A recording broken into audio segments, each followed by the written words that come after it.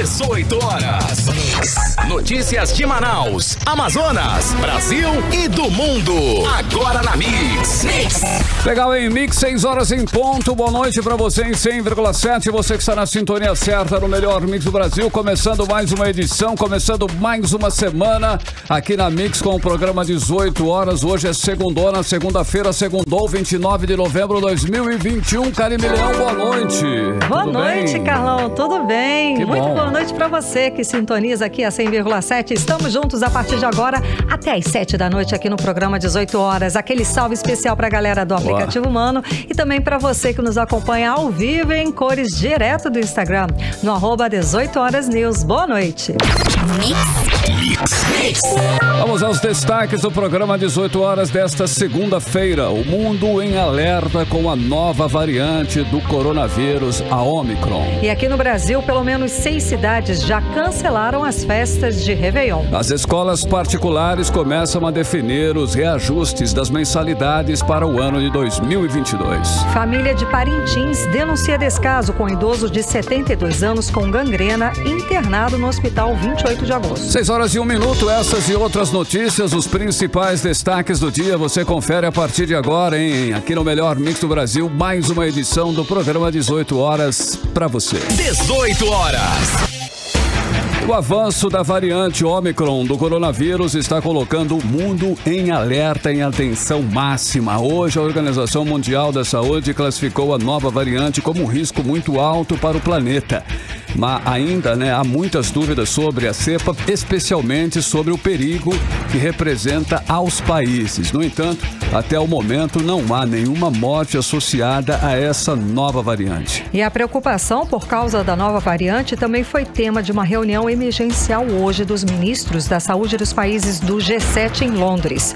O encontro debateu medidas para tentar frear a disseminação da Omicron, cujo contágio continua avançando pelo mundo. E o governo japonês anunciou hoje o fechamento das suas fronteiras para viajantes de todos os países a partir de amanhã, dia 30 de novembro. A medida é uma resposta do governo japonês ao avanço global da variante Omicron. O país ainda não identificou nenhum caso. O primeiro-ministro do Japão, Fumio Kishida, disse que está pronto para receber críticas por ser cauteloso e frisou que medidas são temporárias até que se tenha mais informações sobre essa nova cepa. E aqui no Brasil começou a valer hoje, segunda-feira, as restrições para os voos que tenham origem ou passagem por países do sul da África. Várias cidades brasileiras já cancelaram o Réveillon. O prefeito de Salvador, Bruno Reis, anunciou hoje que não realizará neste fim de ano o Festival Virada Salvador. A prefeitura alegou que mesmo com o avanço da vacinação, o cenário de incerteza provocado pela Covid-19 impede que seja realizado com segurança sanitária o evento, que costuma reunir mais de 250 mil pessoas por dia. Olha, e além de Salvador, outras cidades também já confirmaram que não vão realizar festas de Ano Novo, como Fortaleza, no Ceará, João Pessoa, na Paraíba, Palmas, no Tocantins e Marabá, no Pará. O clima é de total insegurança em relação a essa nova cepa, com a vacinação ainda considerada baixa aqui no estado, principalmente no interior. As autoridades de saúde temem a chegada dessa nova cepa aqui no estado do Amazonas, Karime. E o epidemiologista e pesquisador da Fiocruz Amazonas, o Gésen Orellana, que anunciou na semana passada que o Amazonas vive uma silenciosa terceira onda da Covid-19, destacou na época pontos fracos do Amazonas, como grande número de pessoas não vacinadas ou com esquema de vacinação incompleto, e o que ele classifica também como ineficácia da vigilância sanitária. Para falar mais sobre esse assunto, vamos conversar com ele, com o epidemiologista especialista da Fiocruz Amazonas, Gésen Orellana. Muito boa noite, seja bem-vindo ao que é o programa 18 horas. Tudo bem? Boa noite. Boa noite, Karime. Boa noite, Carlão. E todos os ouvintes das 18 horas do FM. É uma honra e agradeço mais uma vez por estar aqui com vocês novamente. Obrigado pelo convite. A gente é que agradece a sua participação mais uma vez para esclarecer para a gente essas questões sobre a Covid tão importantes e principalmente sobre essa nova cepa. Porque o que está alarmando os cientistas, os especialistas, é a quantidade de mutações dessa nova cepa. Por isso que é uma preocupação, por isso que a Organização Mundial de Saúde aumentou para um alerta, um nível alto de alerta, essa nova cepa, Gésen? Exatamente, Karine. É uma... Alô? Você está me ouvindo? Não, sim, estamos. Vamos lá. Exatamente, essa preocupação da Organização Mundial de Saúde, inicialmente expressada, né, por diferentes pesquisadores em diferentes regiões do planeta, ela não é em vão, né? Porque essa variante, ela carrega um conjunto de mutações conhecidas e desconhecidas, né? E boa parte dessas mutações, elas ocorrem em um número muito maior do que visto em versões perigosas e mais ameaçadoras, inclusive, do que a variante Gama, como é o caso da variante Delta, né? Então, é uma grande interrogação essa nova variante e que precisa ser melhor avaliada. E é por isso que alguns governos já estão tomando decisões de cancelamento, restrição de voos, atividades, para evitar o problema que nós tivemos em 2020 e agora no início de 2021, que foi de uma disseminação praticamente descontrolada da variante Gama e depois da variante Delta pelo planeta. Ok. Olha, na última semana, os números de novos casos no estado se mantiveram acima de 100 casos diários, o que levou, inclusive, o senhor a dizer que vivemos numa terceira onda silenciosa. O que seria isso? Estamos tendo subnotificações? Explica pra gente aí essa possibilidade dessa terceira onda silenciosa. Então, essa terceira onda silenciosa, ela é basicamente uma das curvas que nós avaliamos ao longo da evolução de uma epidemia, né? Então, quando eu olho a curva de casos, que é essa detectada pelos exames da RT-PCR, pelas provas de antígenos, eu posso dizer com certa segurança que a curva de novos contágios e casos novos, ela está subestimada basicamente porque a maior parte das pessoas que se infecta pelo coronavírus nessa fase da epidemia, onde muitas pessoas já tiveram contato natural com o coronavírus, ou então desenvolveram algum tipo de resposta imunológica em função das vacinas. Sim. Você vai ter pessoas que se infectam com as variantes do coronavírus, mas elas apresentam quadros assintomáticos ou quadros clínicos leves ou moderados, que fazem com que essas pessoas não procurem o serviço de saúde para investigar melhor o caso, e com isso nós temos uma subnotificação, e é por isso que a gente costuma usar esse termo, né, de terceira onda silenciosa no Amazonas em função dessa grande subnotificação de casos. Agora, quando eu olho para outra curva, que também é outra maneira de avaliar a epidemia, e talvez a mais importante nessa fase, é a curva das internações e da mortalidade. Aí nós estamos numa situação, eu diria, muito diferente da de casos novos. Ok. Bom, agora a gente aqui está num período chuvoso e tem várias outras doenças relacionadas a esse período do chamado inverno amazônico. É um facilitador para a chegada dessa nova cepa aqui no estado? Na realidade, o grande facilitador para a introdução de qualquer variante é a falta de mecanismos que visem, né, bloquear a possível introdução dessas variantes no território do estado do Amazonas. E aí, sendo bem objetivo, eu preciso pensar nas estratégias que estão sendo desenvolvidas, por exemplo, na vigilância aeroportuária, na vigilância portuária das embarcações, na vigilância das fronteiras secas, né, as fronteiras terrestres, rodoviárias. Então, essa deveria ser a primeira preocupação. E depois, nós lembrarmos que, exatamente como você acabou de dizer, Karine, estamos num período propício para maior contágio de doenças respiratórias devido ao contato próximo forçado, entre aspas, que nós temos em função do período chuvoso. Olha, Manaus, por ser uma cidade conectada internacionalmente, uma cidade cosmopolita, né? Por conta, inclusive, da Zona Franca, e também recebe turistas estrangeiros com frequência. É possível supor que essa nova cepa já estaria circulando por aqui na cidade, em Manaus, especificamente? Olha, alguns países que acreditavam não ter a variante Ômicron circulando no seu território. Nos últimos 2 ou 3 dias acabaram confirmando vários casos, né? Posso citar aqui o exemplo da Holanda, de Portugal e outros países da Europa, né? Então, não seria nenhuma surpresa, não seria nenhuma novidade nós identificarmos ou pelo menos assumirmos que a variante Ômicron, ela já circula no Amazonas ou em outras regiões do Brasil, porque nós sabemos que, infelizmente, nós praticamente abrimos mão da vigilância ativa dos aeroportos ao longo da epidemia, nas rodoviárias, nos portos, então é algo totalmente possível. Agora, se nós tivéssemos uma vigilância como a do Japão, por exemplo, ou a do Reino Unido, seria um pouco mais difícil fazer esse tipo de afirmação, porque nesses lugares o Estado se empenha na vigilância epidemiológica, em especial na vigilância laboratorial e genômica, que são as ferramentas que nós continuamos falhando no Brasil, em especial no Amazonas, Carlão. Pois é, Gésen, a gente entrevistou você em dezembro do ano passado, quando na época você alertou para um possível janeiro negro, janeiro de 2021, pelo volume, pelo número absurdo de mortes que teríamos. A gente está agora também às vésperas de toda a movimentação de Natal, de fim de ano, compras, festas de confraternização. É cedo? Como é que o senhor avalia um janeiro de 2022 por conta desse cenário específico com essa nova variante? Olha, Karine, agora muda tudo, né?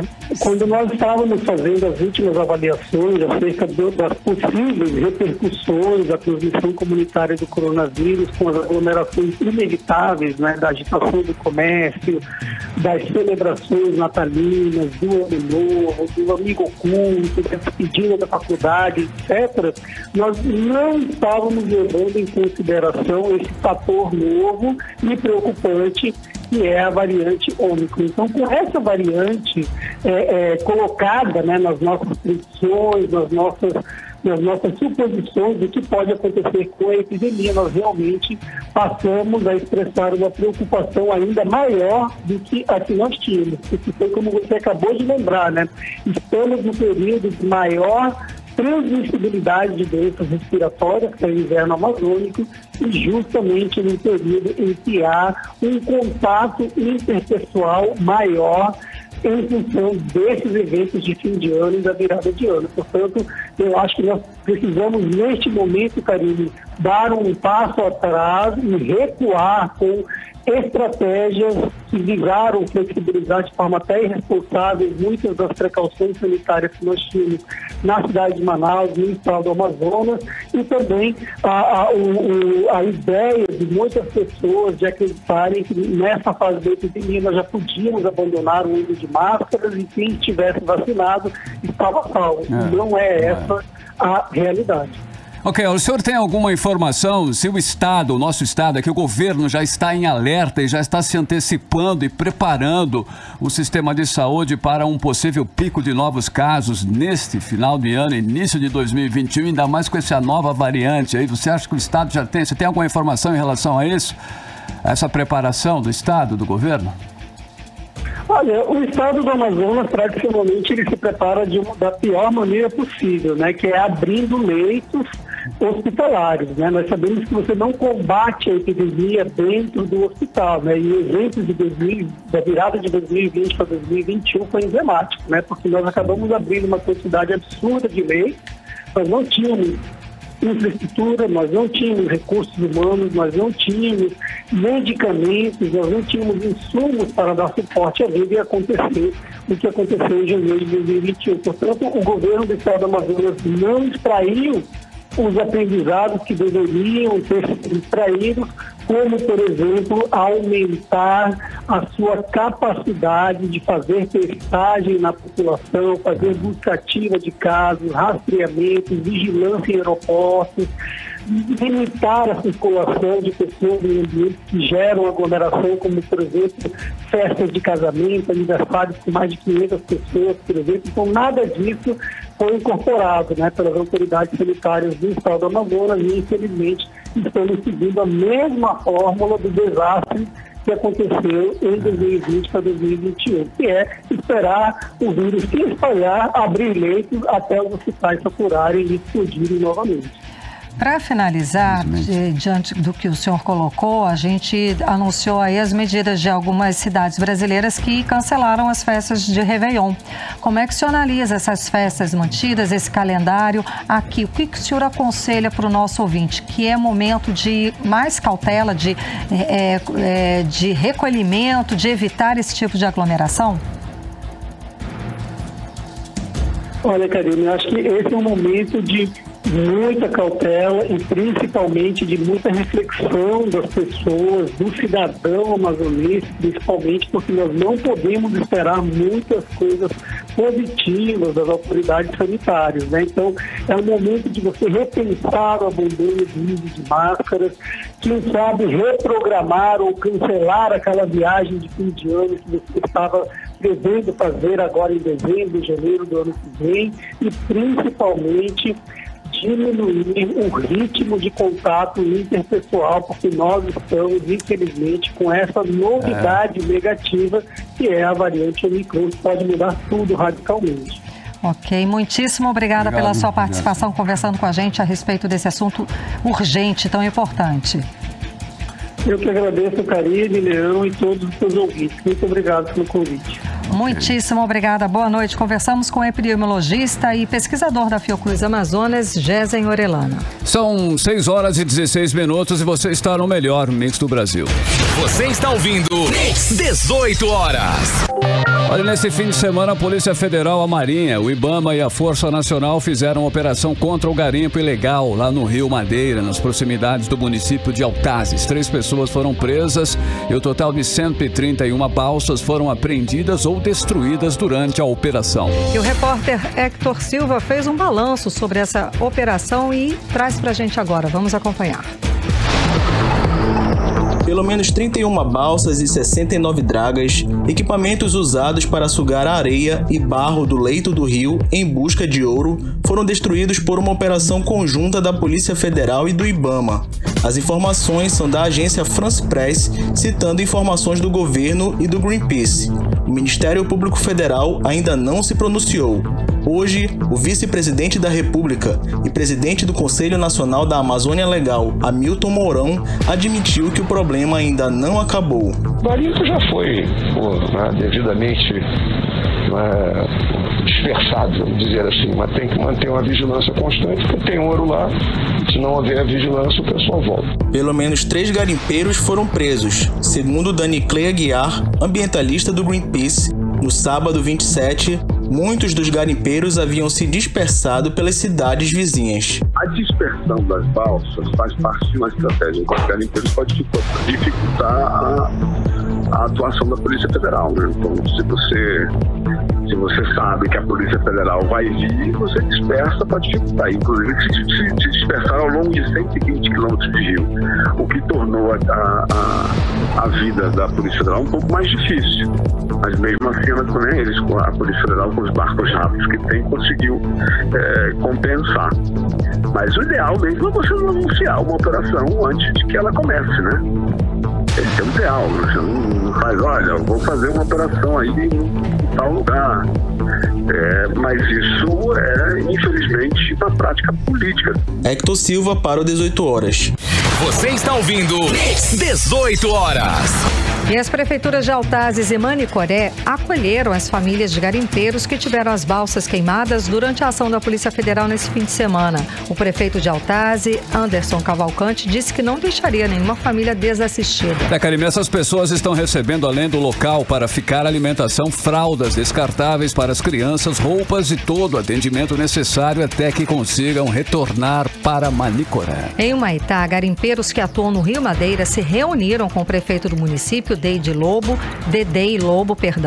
Nesta segunda-feira, o grupo quer que o prefeito interceda junto às autoridades para evitar que a operação contra a exploração ilegal de ouro na região de Altazes seja feita também lá em Humaitá. Olha, teve protesto também, hein? Em Novo Aripuanã, um grupo de garimpeiros que tiveram as balsas incendiadas na operação foi às ruas do município município para protestar contra as ações da Força Nacional.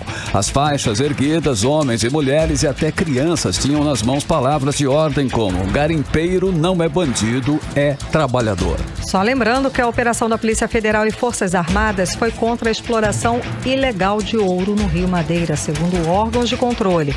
Essa exploração é ilegal e especialistas alertam para o dano ambiental, como a poluição dos rios. 18 horas.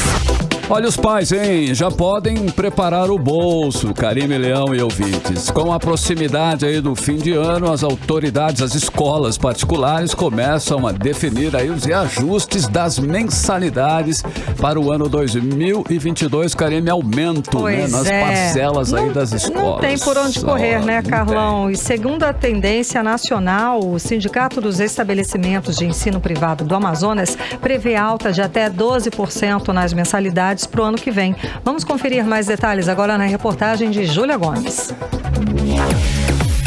Diferente do ano passado, quando boa parte das escolas particulares seguraram os preços temendo a evasão de alunos em meio à pandemia, a expectativa agora é de que o reajuste das mensalidades para o ano que vem acompanhe a disparada da inflação.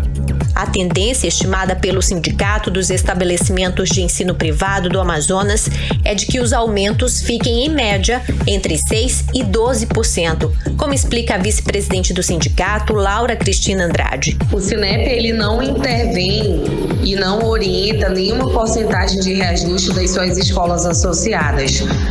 O que nós fazemos é fazer uma divulgação de uma média nacional que está de 6% a 12% o reajuste, e aí proporcionamos treinamentos, capacitações, tiramos dúvidas, né? Estamos conciliando também as críticas, as reclamações na ouvidoria particular junto às escolas.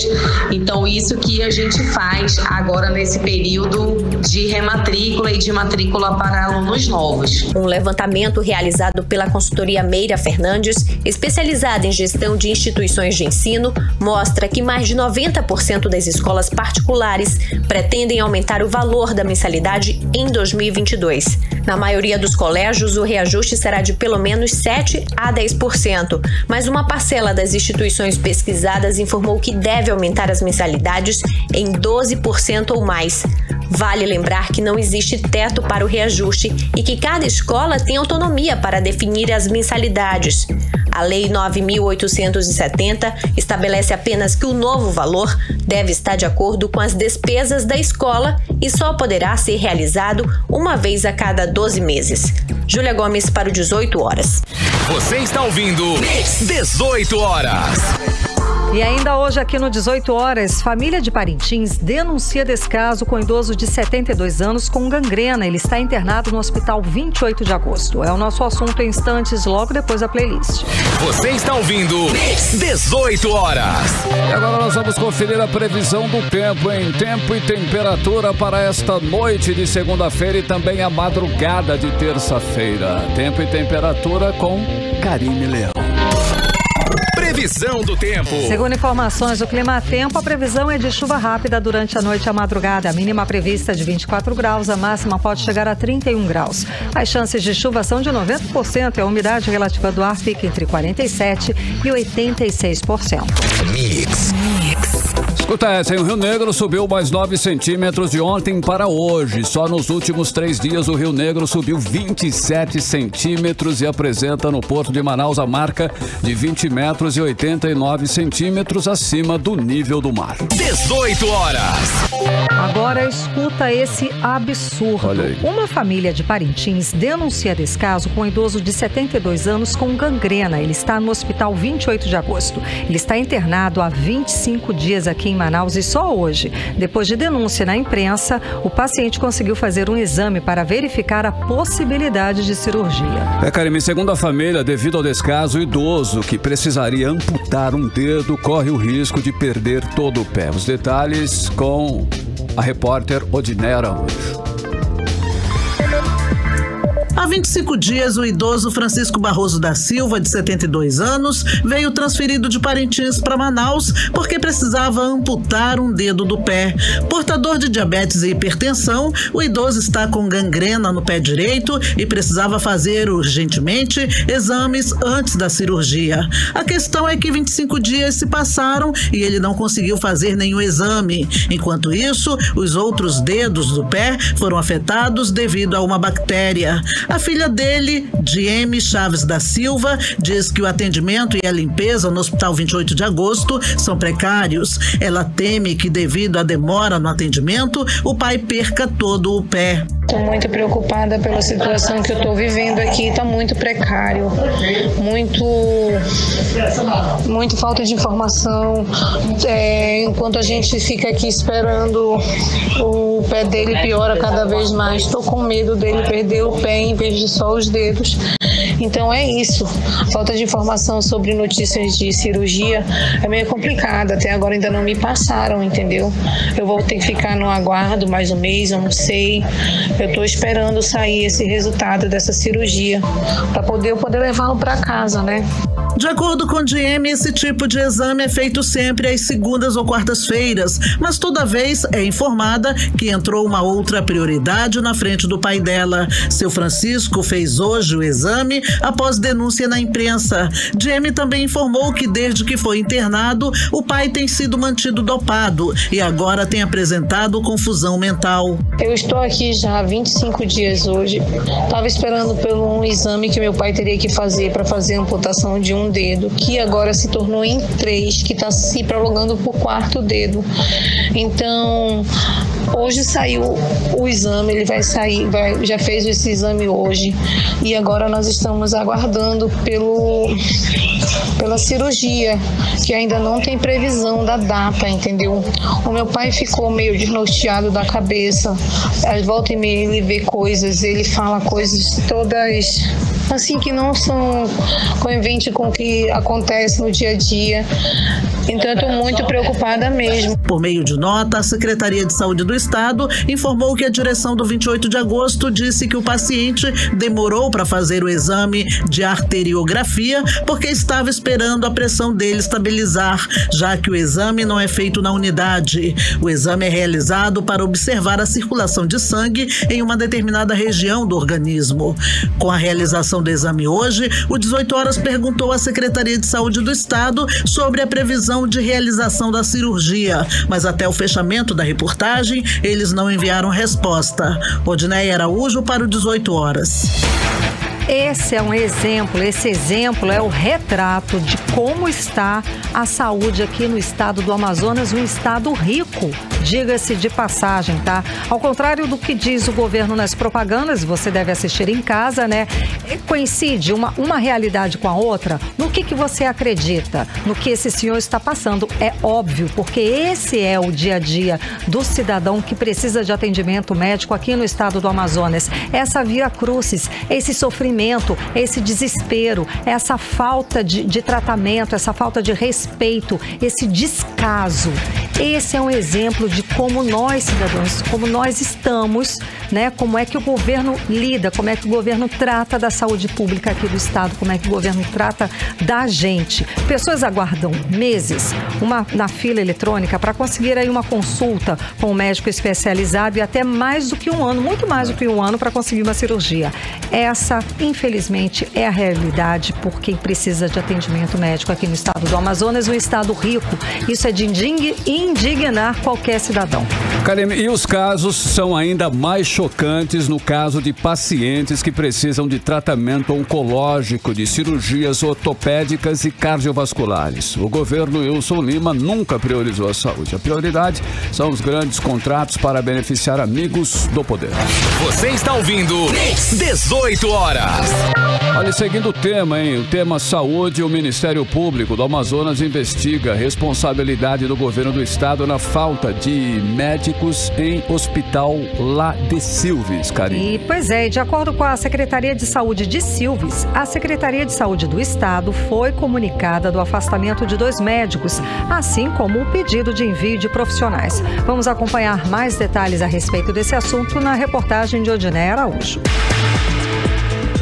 A portaria que instaurou o inquérito levou em consideração denúncia formalizada pelo professor Raimundo José Arquimedes da Conceição de Almeida Neves, na Promotoria de Justiça de Silves. Conforme a denúncia, nos dias 12, 13 e 14 de julho desse ano, não haviam médicos trabalhando na unidade hospitalar Delfim Aziz, naquele município. O inquérito civil do Ministério Público do Amazonas é para investigar o restabelecimento das condições mínimas para o funcionamento adequado do Hospital Delfim Aziz, em Silves, no que diz respeito à composição do quadro de profissionais de saúde, especialmente os médicos. Instaurado pela promotora Adriana Monteiro Pinheira, o processo considerou o termo de compromisso de gestão, estabelecendo a cooperação entre a Secretaria de Saúde do Estado e a Secretaria Municipal de Saúde de Silves. Conforme essa parceria, foram estabelecidas metas de ações e serviços de média e alta complexidade hospitalar.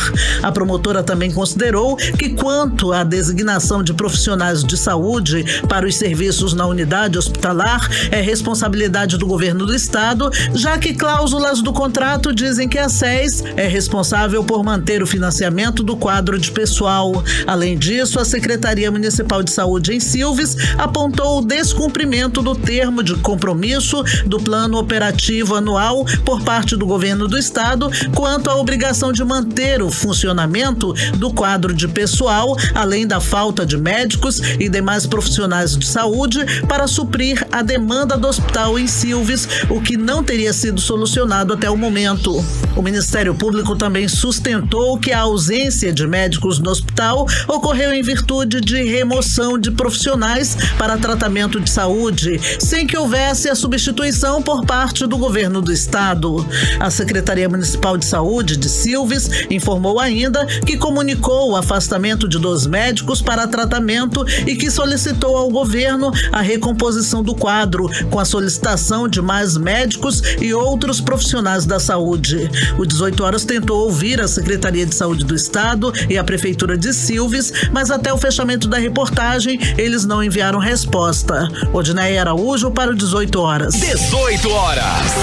Agora em Manaus, 6 horas e 35 minutos. Vamos direto para Brasília conversar com o correspondente, o jornalista Carlos Eduardo Matos, correspondente do programa 18 Horas. Muito boa noite, Carlos Eduardo. Então, o prefeito, nosso prefeito aqui de Manaus, Davi Almeida, está em Brasília e teve encontro com o presidente Jair Bolsonaro. Conta pra gente, eu sei que você conversou com o prefeito Davi Almeida, conta pra gente, né, a respeito desta reunião, deste encontro. Boa noite, Karime. Boa noite, Carlão. Boa noite a todos. Isso mesmo, Karime. O prefeito de Manaus, Davi Almeida, está em Brasília cumprindo uma agenda com o governo federal. Hoje à tarde ele teve reunião com o presidente Jair Bolsonaro no Palácio do Planalto e nessa reunião ele apresentou uma lista com 22 grandes projetos, maioria voltados para a área de infraestrutura, um orçamento ali de 1 bilhão e 189 milhões de reais. Nessa lista de grandes projetos, 10 o prefeito considera prioridade. A revitalização do centro de Manaus, a reforma do viaduto Gilberto Mestrinho, projetos habitacionais que envolvem a construção de 23 mil casas em Manaus, a compra de ônibus elétricos e a construção de um parque municipal na zona norte de Manaus. São alguns projetos que o prefeito informou pra gente que ele considera prioridades. A gente conversou com ele lá no Palácio do Planalto, logo após a reunião, na saída ali do Palácio do Planalto. Ele falou um pouco mais sobre esses projetos, os quais ele busca o apoio do governo federal. Vamos ouvir o que disse Davi Almeida. Acabei de estar numa reunião com o presidente, onde apresentei pedidos da ordem de 1 bilhão 154 milhões de reais. Imediatamente o presidente encaminhou esses pedidos para os ministérios. Já amanhã vou ao ministro do Desenvolvimento Regional, Rogério Marinho, que irá me receber já para tratar dessas demandas, além do Ministério do Desenvolvimento Regional, Ministério do Turismo, Ministério da Saúde. Todas as ações, tudo que foi apresentado tem o aval do presidente e ele pediu para que nós fizéssemos as tratativas, né, a chamada garimpagem dentro dos ministérios, porque ele tem o maior interesse em ajudar a cidade de Manaus e eu vejo com bom grado essa reunião, uma reunião muito produtiva que irá trazer muitos bons frutos para a cidade de Manaus. que é a prioridade, prefeito, para a cidade de Manaus, que o senhor vem buscar a ajuda do governo federal? Habitação, a política habitacional, a regularização fundiária, a saúde básica da cidade de Manaus. Nós estamos tratando também da infraestrutura, construção de passagem de nível, viaduto, mobilidade urbana em geral, aquisição de ônibus, recuperação de UBS na nossa cidade. Tudo isso faz parte desse pacote de mais de 1 bilhão e 100 milhões de reais, que tem o aval da presidência, inclusive já fazendo os encaminhamentos necessários para os ministérios, aonde eu já estou aqui com alguns secretários que já estão fazendo essas tratativas, inserindo no sistema do governo federal os nossos projetos para que possam ser contemplados a partir do próximo ano. Aí a gente acompanhou a fala do prefeito de Manaus, Davi Almeida, a respeito do encontro que ele teve aí com o presidente Jair Bolsonaro e a conversa dele contigo, né, Carlos Eduardo? Exatamente, Karime. Nas palavras dele, foi uma reunião proveitosa e ele disse que o presidente não vetou nenhum projeto. Mas a gente sabe, o pente fino vai acontecer provavelmente no Ministério do Desenvolvimento Regional, onde ele vai colocar esses projetos na ponta do lápis.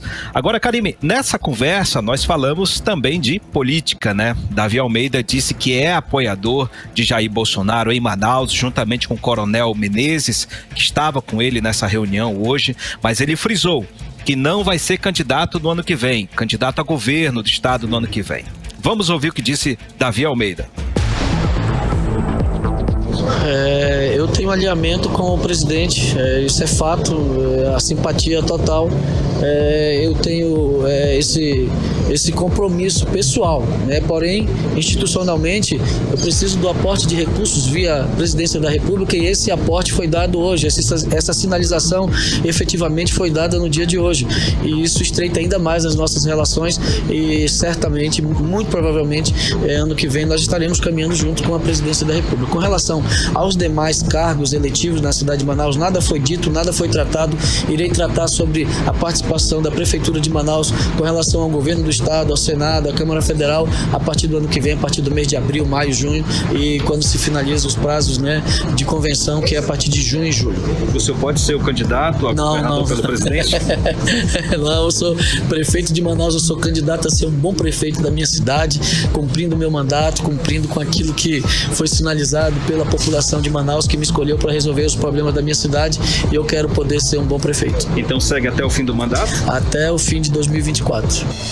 Tá aí, agora a gente acompanha também a fala do prefeito Davi Almeida, dizendo que segue prefeito até o fim do mandato, em 2024. Firme e forte. Firme e forte, né? E diz que não vai ser candidato ao governo do estado. Carlos Eduardo Matos, diga lá. Karime, o prefeito de Manaus sempre muito empático, né?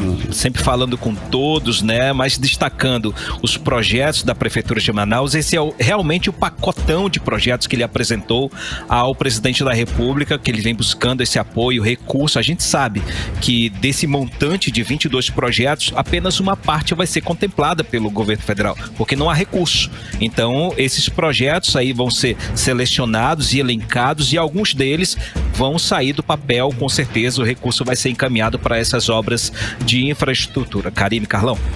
Cadu, o João Dória, lá, governador de São Paulo, tá pávolo, né? Venceu as prévias, né, tucanas, e agora ele parece que vai conversar com o Sérgio Moro. Existe alguma possibilidade dessa conversa, de um acerto, pelo que você tem observado por aí em Brasília? Como é que tá essa possibilidade? Sérgio Moro e João Dória.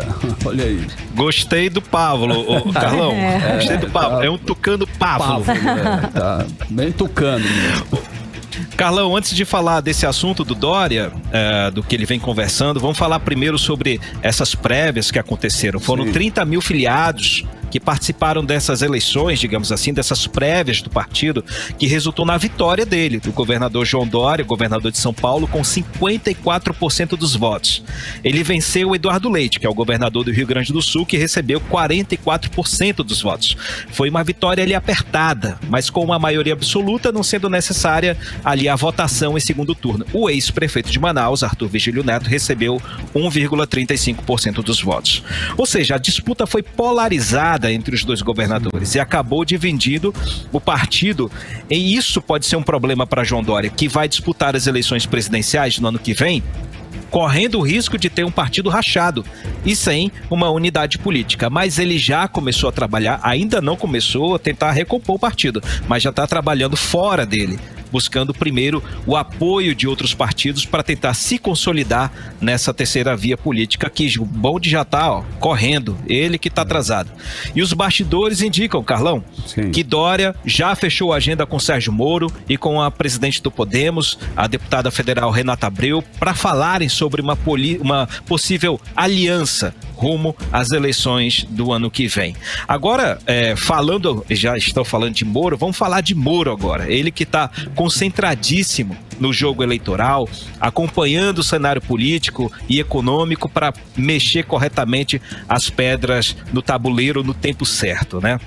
Essa semana, além de ter uma agenda confirmada com o João Dória, do PSDB, Moro também está se aproximando do Novo, partido que tem como pré-candidato à presidência o cientista político Luiz Felipe Dávila, que não vem fazendo nenhum movimento político em torno da candidatura dele.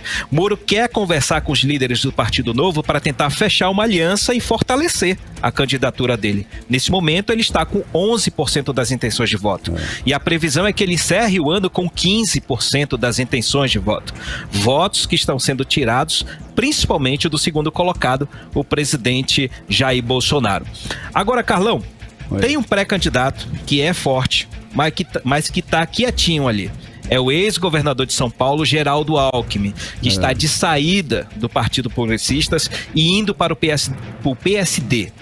Hoje ele se reuniu com líderes sindicais, principalmente da área dos bancos, dos sindicatos dos bancários, a UGT, uma reunião lá em São Paulo. Ele disse o seguinte para os interlocutores, abre aspas, eu me preparei para ser candidato a governador de São Paulo, mas surgiu esse fato federal.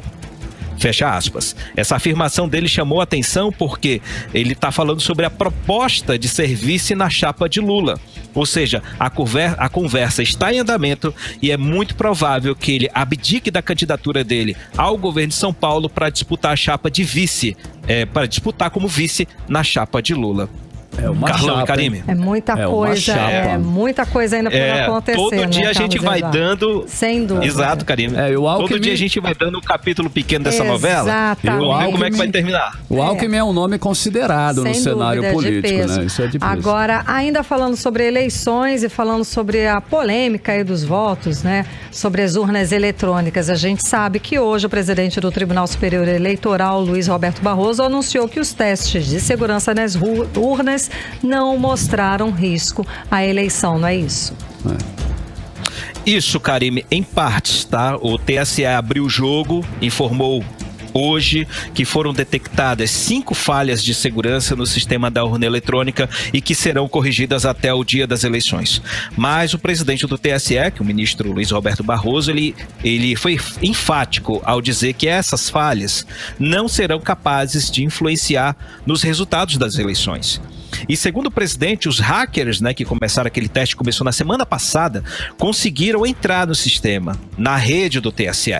Mas não conseguiram entrar no sistema de votação, eles não conseguiram ter acesso aos votos computados. Por isso ele não considerou essa falha muito grave, porque não altera a qualidade e nem as informações dos votos computados. Ou seja, o erro ocorreu em partes. Agora, uma comissão avaliadora vai fazer um relatório para indicar quais foram esses achados e qual a relevância de cada um deles por parte dos hackers. Lembrando que esse trabalho começou na semana passada, um grupo de 26 investigadores, no caso hackers, eles acessaram o código-fonte do TSE e criaram estratégias de invasão. Eles invadiram o projeto, invadiram o sistema TSE e encontraram falhas. Essas falhas que o ministro do TSE considera menos relevantes. Então é isso.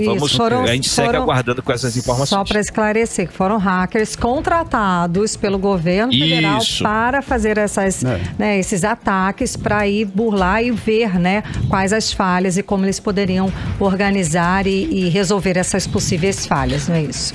Exatamente, falou bem, Karime. São hackers contratados, gente do TSE, STF, os militares participaram desse projeto, inclusive o próprio governo participou dessa empreitada, justamente, e o objetivo, né, era atestar a segurança das urnas eletrônicas.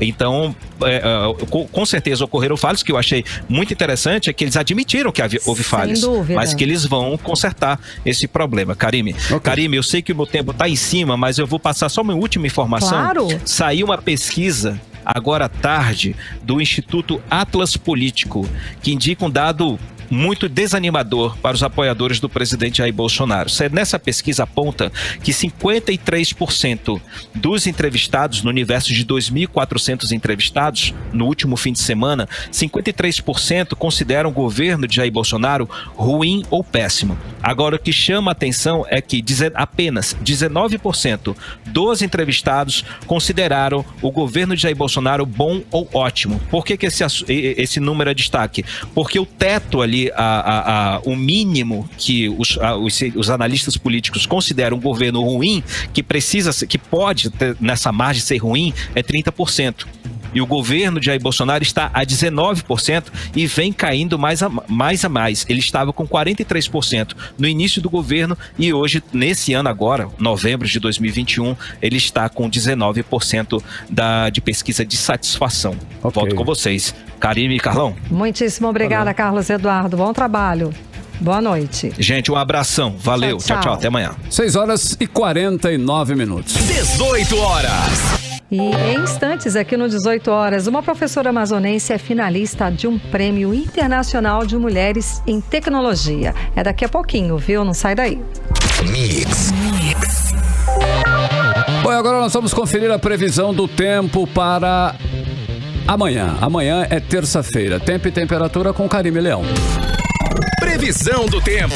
Segundo informações do Climatempo, a previsão amanhã é de sol com algumas nuvens e chove rápido. Durante o dia e a noite, a mínima prevista é de 23 graus, a máxima pode chegar a 32 graus. As chances de chuva são de 90% e a umidade relativa do ar fica entre 50% e 85%. 18 horas.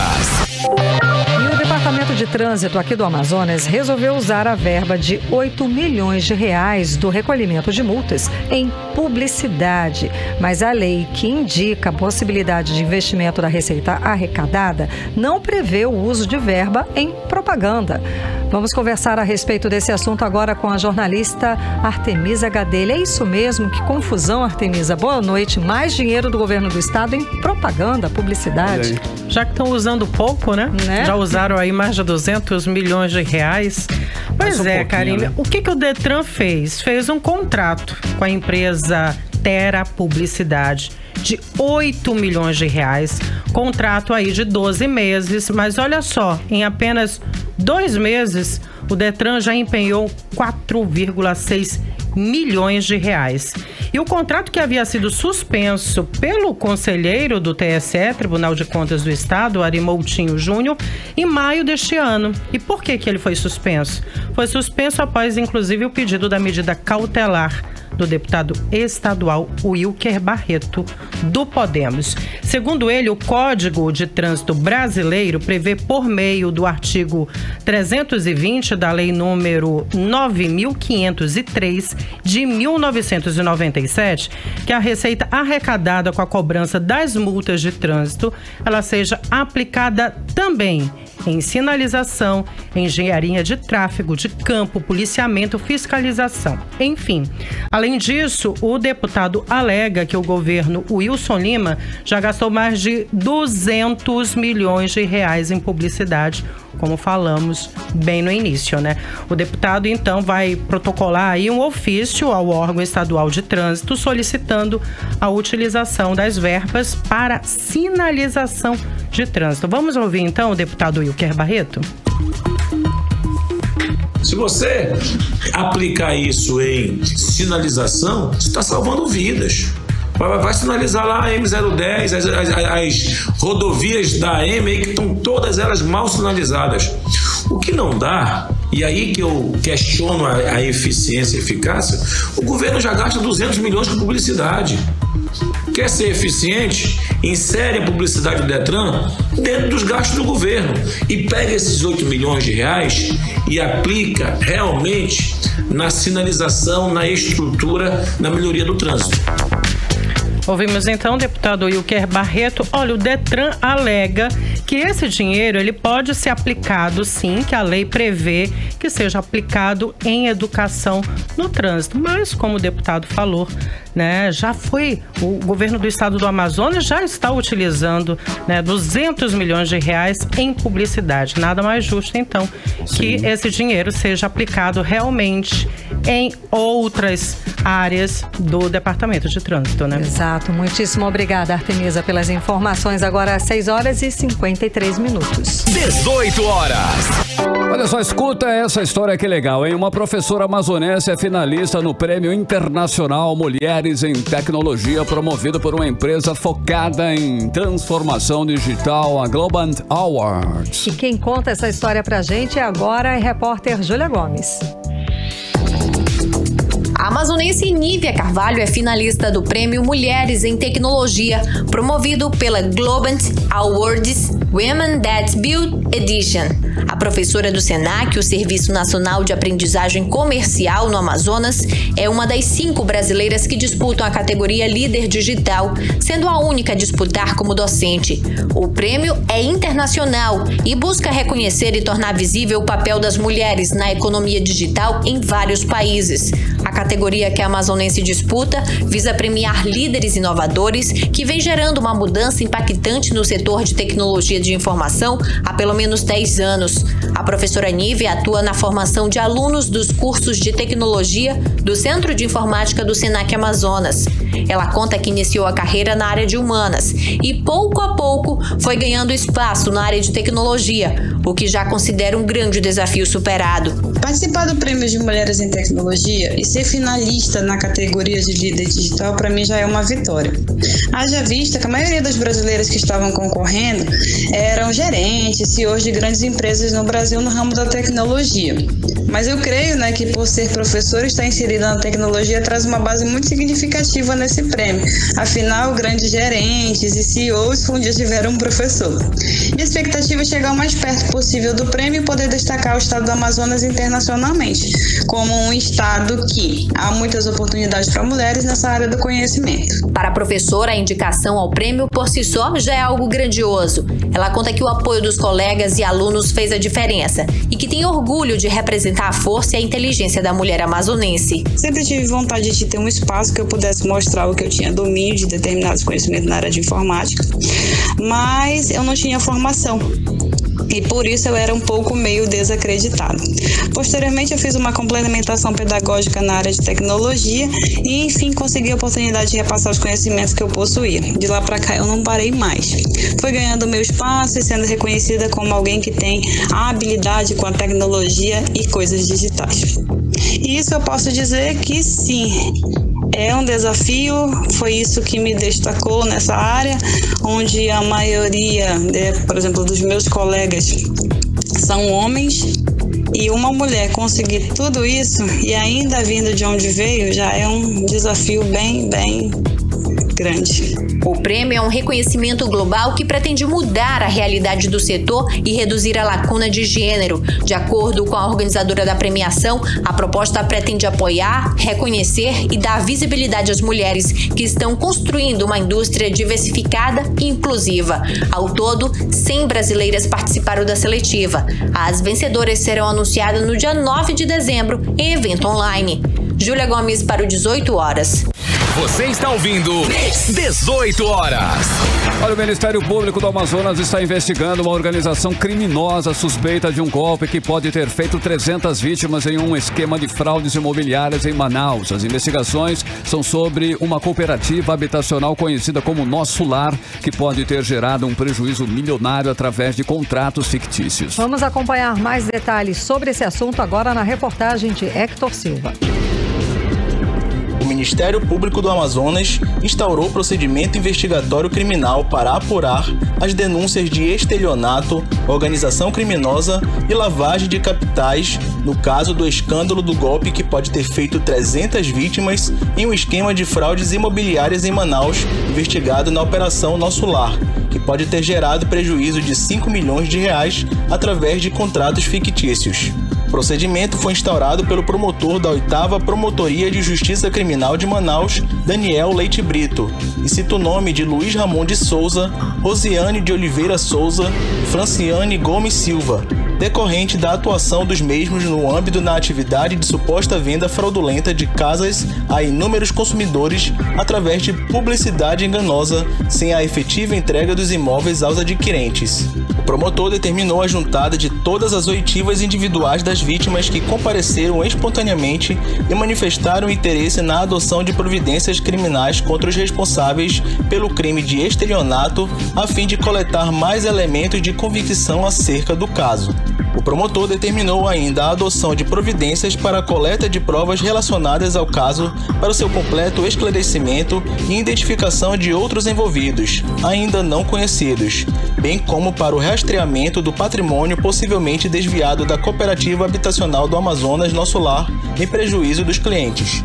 Na Operação Nosso Lar, além de Luiz Ramon de Souza, apontado pelo MP como líder da organização criminosa, a Polícia Civil do Amazonas prendeu Rosiane de Oliveira Souza, mulher de Luiz, e Franciane Gomes da Silva, funcionária da empresa dele. Os agentes também apreenderam 4 carros de luxo registrados em nome de terceiros. De acordo com as investigações da Operação Nosso Lar, o trio publicava anúncio de vendas de imóveis pela Cooperativa Habitacional Nosso Lar mediante financiamento próprio, nas redes sociais e TV, fazendo os consumidores acreditarem que rapidamente poderiam adquirir seu imóvel próprio em condomínio de casas. As vítimas, no entanto, acabavam por fazer dívida sem fim, pois nunca tinham acesso aos anunciados empreendimentos imobiliários, não viam avanços e não tinham retorno da empresa após os devidos pagamentos. Dezenas de clientes recorreram à Justiça do Amazonas para receber o dinheiro pago aos investigados. Entramos em contato com o promotor Daniel Leite Brito por meio da assessoria de imprensa do Ministério Público do Amazonas, mas fomos informados que ele não iria se manifestar, uma vez que o caso está sob sigilo. Hector Silva para o 18 horas. Agora 7 horas em ponto, seguimos direto para o editorial 18 horas. Editorial 18 horas. A descoberta da nova variante do Covid-19, a Omicron, está fazendo boa parte dos países acirrarem o combate à pandemia. As autoridades brasileiras já proibiram voos de alguns países onde houve registro da nova cepa. A Fundação de Vigilância em Saúde informou no último domingo mais 35 casos no estado e nenhuma morte. A vacinação, mesmo ainda lenta, no Amazonas está diminuindo drasticamente o número de casos e de mortes. Ainda há muitos pacientes internados. Eram 44 no domingo, sendo 27 em unidades de terapia intensiva, as UTIs. Por isso, as autoridades do estado continuam indicando o uso de máscara, o distanciamento social, a lavagem das mãos e principalmente a vacinação. Não custa lembrar sempre que só essas medidas vão continuar salvando vidas. 18 horas. Karine 71, boa noite. Boa noite, obrigada pela companhia, um beijo e até amanhã. Um beijo, boa noite pra você e até amanhã. Você ouviu 18 horas. As notícias do Brasil e do mundo. De volta amanhã.